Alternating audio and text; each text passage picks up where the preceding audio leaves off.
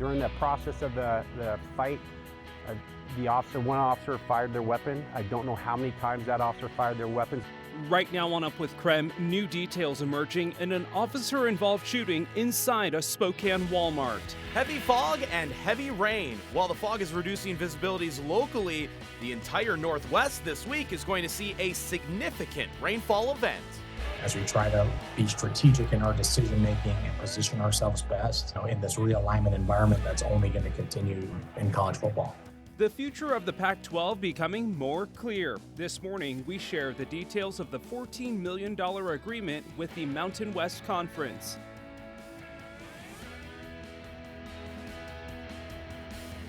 Up with KREM begins now. Hi everyone, good morning. Welcome to Up with KREM. I'm Tim Pham. Hope you had a great weekend and hope you are going to have a great week here on a brand new week. Meteorologist Thomas Patrick joining us from the Weather Center as we take a look outside because it is quite foggy this morning. Some dense fog advisories among other things going on. And Thomas, people are going to want to definitely give themselves some extra time this morning. Absolutely. Tim, last half hour we had a camera shot out at Silverwood and it was hard to tell where that was. This is I-90 and Highway 2. That would be out towards the airport, that exit. Incredibly foggy across Spokane County this morning. There's, of course, your live picture downtown. Looks like even the pavilion starting to fade away in that heavy, dense fog. Visibility is well under a quarter of a mile. Of course, there's plenty of moisture to be had in the air after getting 5.5 inches of snow from this past week and this past Friday and Saturday. So dense fog advisories in effect until 9 o'clock this morning, so be extra cautious on the roads. Thankfully, our temperatures are above the freezing mark. Even if they are just by a degree or two, can make a big difference. But the big weather story this week is going to be on the rainfall, which begins this afternoon, and that just unlocks a tremendous amount of rain every single day this week. And we are under flood watches as well. So we'll have the latest on how much rain and melting snow that we are expecting over the course of this week across the Northwest. 6:02 now. Here are three things happening today. First, Spokane City Council is expected to vote on a contract extension for the Trent Avenue homeless shelter. Right now, the Salvation Army runs the shelter. The new contract would release funding for 4 more months, and it would cost almost $4 million. City council members say they are frustrated being asked for more money. However, right now, the city does not have many other options. Second, the Salvation Army is set to reopen a family emergency shelter today.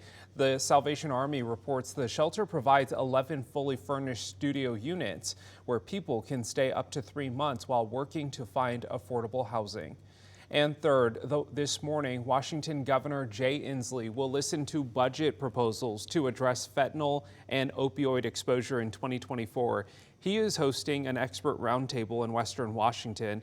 Experts will share the extent of the issue and include tribal representatives, treatment providers, and first responders. The governor's office says the budget will be released on December 11th ahead of the next legislative session, which begins on January 8th. Earlier this morning, we told you about a large police presence in the Logan neighborhood. Montgomery to Marietta off Hamilton were closed by police but are now back open. In the last hour, Spokane police left the area. Police say they will release more information about what happened there a little bit later today. One person is dead and 2 police officers were injured after a shooting yesterday morning. It happened at the North Spokane Walmart, where Spokane police confronted a person for shoplifting. KREM 2's Brandon T. Jones is live from where that shooting took place. Good morning, Brandon. Does it look like the Walmart is going to be able to reopen today? Yeah, Tim, the Walmart is definitely going to be able to reopen today. And actually the investigation in terms of what happened here at this Walmart is ongoing and details are slim at the current moment. What we do know, however, is that the Spokane County Sheriff's Office is now the case managing agency for this incident. That's due to the Spokane Police Department being involved in the shooting. According to SPD, around 9:30 a.m., one of their officers requested backup for shoplifter prevention. Another officer arrived and they approached the person that was eventually shot and killed. Before that moment, SPD says a prolonged physical confrontation occurred when the suspect was approached about shoplifting, and around 10:20 a.m. is when the gun was fired. Responding officers also located what they believe were our tasers that appeared as if they had been deployed at some point. So at this point, we don't have a name for the person who was killed. The police officer who fired their weapon has been placed on leave in Spokane. Independent investigative response team is expected to release more information as the investigation continues. Once we get any new updates or new information about what took place here at the Walmart, we'll keep you updated across all of our platforms. And then another tidbit, earlier this morning I spoke with someone who said they were coming to this Walmart yesterday to go shopping. They ended up having to go to the Winco, and it was so busy, so packed because of what was taking place here at Walmart. They waited in the checkout line for an hour. But for now, reporting live in North Spokane, Brandon T. Jones, KREM 2 News. Brandon, thank you. The time now is 6:06. Let's take a look at your morning rush. More news in less time. New details now. Spokane police believe the two bank robberies on Spokane's South Hill could be connected. Surveillance video shows the suspect wearing similar clothing. It also shows the person leaving both banks on a bicycle. Police also found the matching clothes of the suspect left behind in a homeless camp. The Thurston County Sheriff's Office believe they found the bodies of a Western Washington couple who have been missing since mid-November. The Sheriff's Office says the suspect was their tenant and he remains behind bars this morning. Court documents say he was also in the process of being evicted by the couple before they went missing. Washington Democratic Congressman Adam Smith says his home was vandalized by activists pushing for a ceasefire in the Israel-Hamas war. Smith's office confirms red spray paint was used on the garage of his Bellevue home. Smith was in the nation's capital when it happened. Washington is among 21 states suing to block a new Idaho law that bans transgender students from using bathrooms that align with their gender identity. The lawsuit argues Idaho's law is a violation of federal civil rights protections.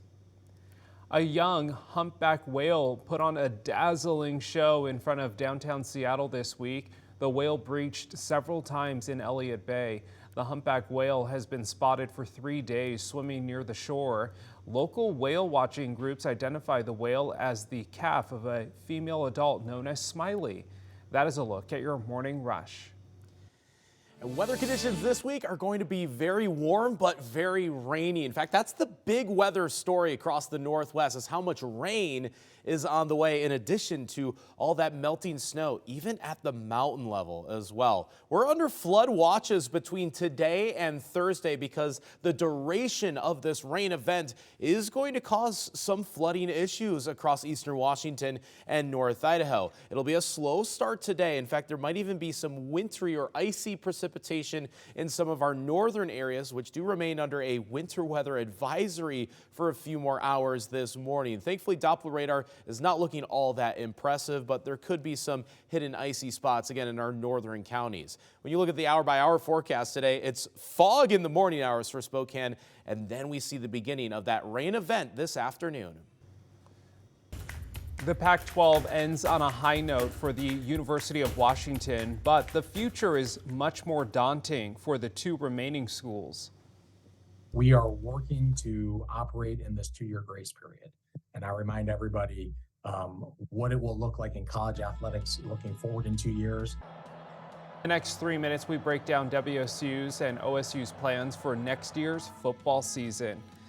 And it's time for your wake-up call. This morning, we want to know, what's your favorite holiday treat? Here's what you're saying. Someone said their favorite are the oatmeal no-bake drop cookies. Someone else said soft glazed sugar cookies are always their favorite. So let us know what's your favorite to 509-448-2000 or use the hashtag #UpWithKREM on social media.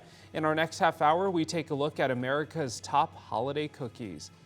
But first, here's a live look outside. We say good morning to you, Inland Northwest. Happy Monday to you. It is pretty foggy out there, as you can see from downtown Spokane. Meteorologist Thomas Patrick is keeping you up to speed on all the conditions when we come back on Up with KREM.